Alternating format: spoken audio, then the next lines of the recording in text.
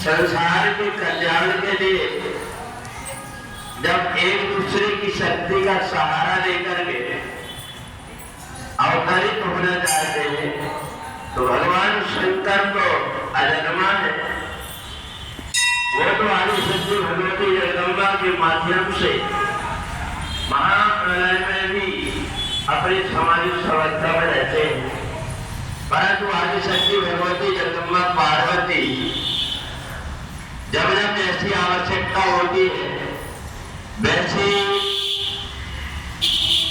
अपने किसी भी माध्यम से अवतरित होकर के भगवान शंकर के साथ में संसार का कल्याण करते हैं।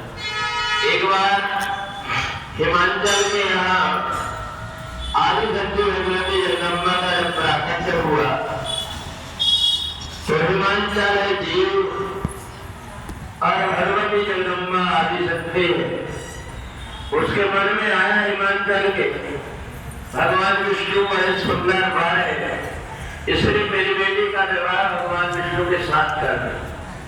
पार्वती जी ने सोचा अपने पिताजी से मैं कुछ कहूंगी अच्छा नहीं लगेगा, इसलिए मैं अपने काम में लग जाती हूँ।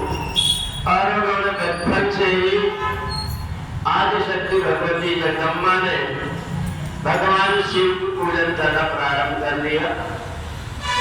और जब भगवान शंकर को पता लगा क्या हमारे विवाह का समय आ गया है तो भगवान शंकर ने आज के दिन ही माता पार्वती के सामने प्रकट होकर के कहा, देवी तुम्हारी तपस्या से मैं प्रसन्न हूँ, वरदान मांग लो। तो पार्वती जी ने कहा दान तो नहीं चाहिए मेरे को, पर फल जरूर चाहिए। भगवान शंकर समझ गए। भगवान शंकर ने तुरंत सब ऋषियों को भेज करके और विवाह कर लिया। तो भादो मास के शुक्ल पक्ष की तीज के दिन भगवान शंकर और पार्वती दोनों के विवाह की बात हो गई। इसलिए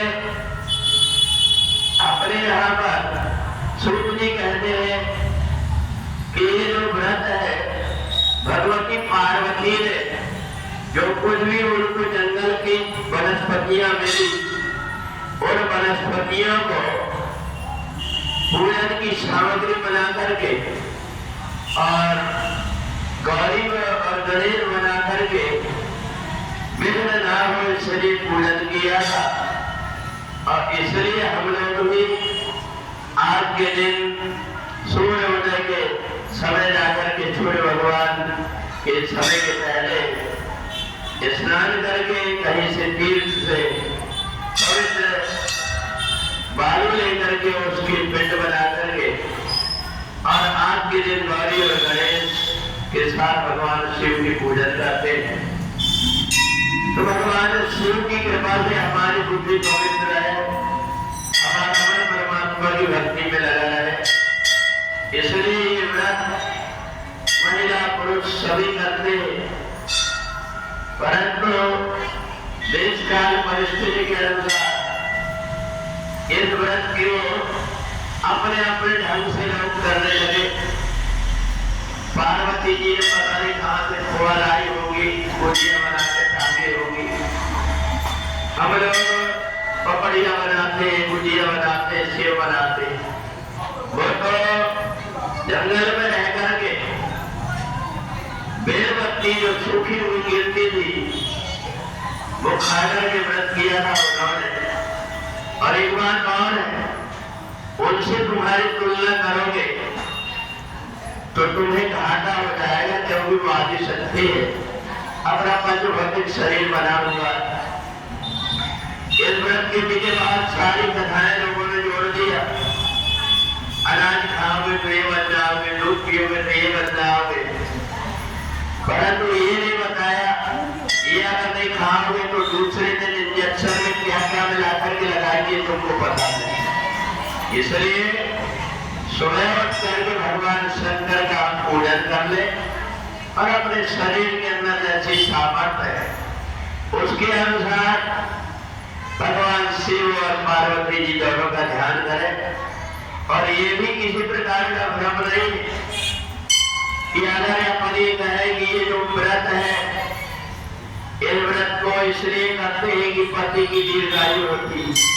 कितनी महिलाएं हैं जिन्होंने पूरा जीवन व्रत किया, गंगा जी के किनारे जाकर के कल्पवास किया, कई प्रकार के व्रत किया, परंतु जब जिसकी मृत्यु का समय आता है वो अवश्य में होता है।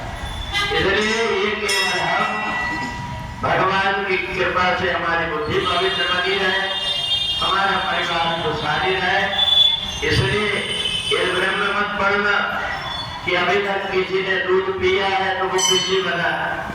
शरीर की सामर्थ्य देख करके पहले जैसे जिसको बता दिया उस ढंग से करते थे। दूसरी बात, हमें रोकते रात के 12 बजे के बाद में खाना नहीं चाहिए। रात्रि के 12 बजे का जो समय होता है वो तारीख बदलती, तिथि नहीं बदलती। तिथि रहती है सूर्य उदय से। तो इसलिए अगर आप तिथि के अनुसार व्रत करते हैं तो सूर्य की गणना के अनुसार सूर्य उदय से और सूर्य दूसरे दिन उदय तक के व्रत पूजन किया जाता है। कई भी प्रकार के भ्रम में न पड़ करके आज इतने बजे तक है, इतने बजे, जिस दिन आप मान लोगे कि आज हमें ये व्रत करना है, गणना करने वाले स्वतः कई प्रकार का भ्रम पैदा कर देते हैं। जिससे जैसे अपने त्योहार की महिमा है कि सूर्योदय के पहले हम स्नान कर ले, कई जगह जा करके ये भगवान की पूजन कर ले और दिन भर में पूजन की सामग्री इकट्ठी करके रात्रि में ही संध्या के समय पर पूजन करें। और ये ना सोचे कि नहीं सुबह ही पूजन कर लो, ये नहीं है वो नहीं। सुबह पूजन इसलिए कर लेना चाहिए कि आप सुबह का पूजन करने के बाद में जो कुछ भी आप लेना चाहे शरीर के धर्म को देखते हुए वैसा जरूर करें, अन्यथा आपके व्रत का कोई महत्व नहीं रहेगा। आपका शरीर परेशान हो जाएगा तो परमात्मा को भी परेशानी होती है, क्योंकि जो हमारा शरीर है ये मंदिर है जिसमें परमात्मा रहते हैं। तो अपनी क्षमता को देख करके आप सुबह पूजन करके दिन भर भजन कीर्तन में आप लगाए और संध्या को जैसे उत्सव मनाते वैसे बना करके दूसरे दिन सुबह ले जा करके और पूजन की सामग्री विसर्जित करें। इस प्रकार से गरिमामय ढंग से हम पूजन करें तो इसका लाभ होता है। तो इसलिए आज का जो व्रत है भगवान शंकर और पार्वती जी की प्रशंसा के लिए किया जाता है। बोले सच्चिदानंद भगवान की जय।